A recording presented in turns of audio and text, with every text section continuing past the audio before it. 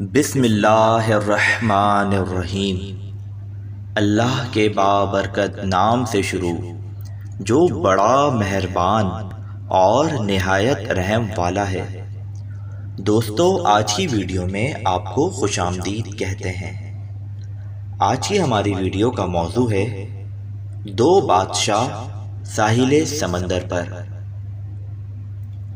حضرت سیدنا عبد الرحمن بن عبداللہ رضی اللہ تعالی عنہ اپنے والد حضرت سیدنا عبداللہ بن مسعود رضی اللہ تعالی عنہ سے روایت کرتے ہیں، پہلی امتوں میں ایک بادشاہ تھا، خوب شان و شوکت سے اس کے دن و رات گزر رہے تھے۔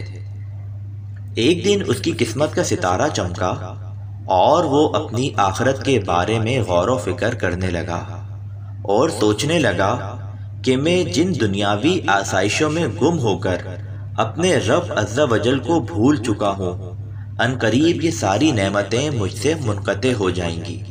میری حکومت و بادشاہت نے تو مجھے اپنے پاک پروردگار عز و جل کی عبادت سے غافل کر رکھا ہے۔ چنانچہ وہ رات کی تاریکی میں اپنے محل سے نکلا اور ساری رات تیزی سے سفر کرتا رہا۔ جب صبح ہوئی تو وہ اپنے ملک کی سرحد عبور کر چکا تھا۔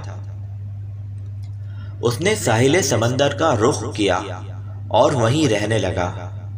وہاں وہ اینٹیں بنا بنا کر بیچتا، جو رقم حاصل ہوتی اس میں سے کچھ اپنے خرچ کے لیے رکھ لیتا اور باقی سب صدقہ کر دیتا۔ اسی حالت میں اسے کافی عرصہ گزر گیا۔ بالآخر اس کی خبر اس ملک کے بادشاہ کو ہوئی تو اس بادشاہ نے پیغام بھیجا، مجھ سے آ کر ملو، لیکن اس نے انکار کر دیا اور بادشاہ کے پاس نہ گیا۔ بادشاہ نے پھر اپنا قاصد بھیجا اور اسے اپنے پاس بلوایا۔ اس نے پھر انکار کر دیا اور کہا، بادشاہ کو مجھ سے کیا غرض اور مجھے بادشاہ سے کیا کام کہ میں اس کے پاس جاؤں۔ جب بادشاہ کو یہ بتایا گیا تو وہ خود گھوڑے پر سوار ہو کر ساحل سمندر پر آیا۔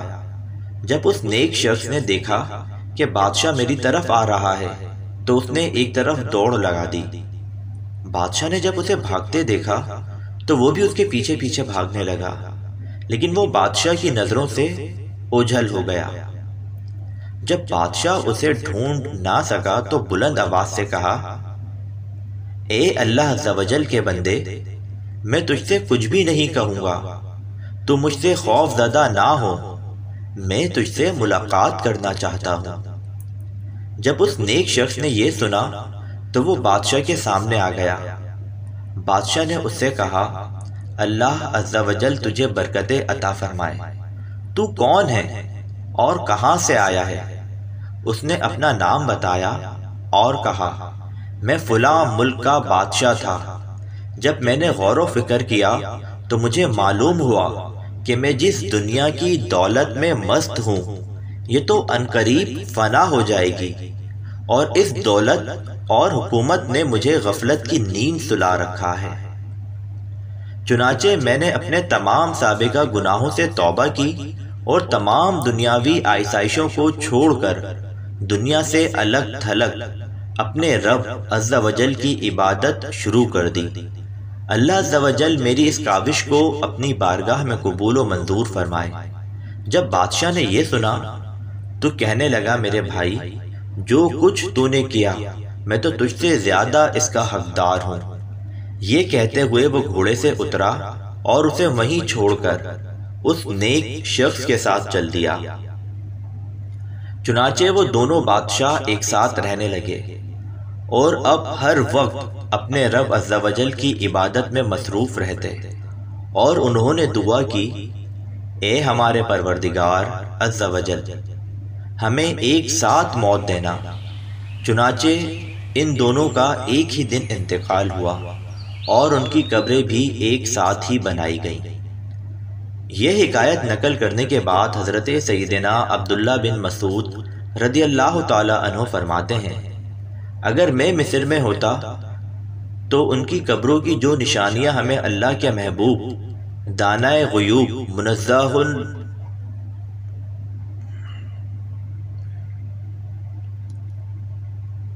یہ حکایت نقل کرنے کے بعد حضرت سیدنا عبداللہ بن مسعود رضی اللہ تعالی عنہ فرماتے ہیں، اگر میں مصر میں ہوتا تو ان کی قبروں کی جو نشانیاں ہمیں اللہ کے محبوب صلی اللہ تعالی علیہ وآلہ وسلم نے بتائی ہیں، میں ان کی وجہ سے انہیں ضرور پہچان لیتا اور تمہیں وہ قبریں ضرور دکھاتا۔ اللہ عز و جل کی ان پر رحمت ہو اور ان کے صدقے ہماری مغفرت ہو، آمین بجاہ النبی الامین صلی اللہ تعالی علیہ وآلہ وسلم۔